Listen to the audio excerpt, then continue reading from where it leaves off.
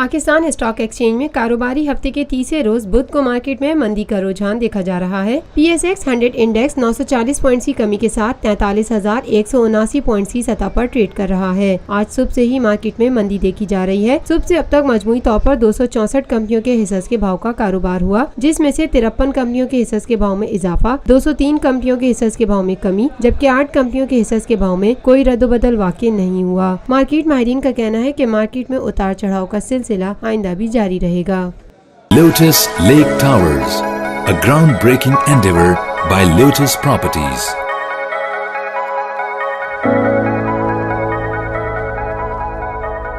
पाकिस्तान भर में नुमाइंदगान का वसी नेटवर्क, हर खबर जानने के लिए देखते रहिए TNN TV।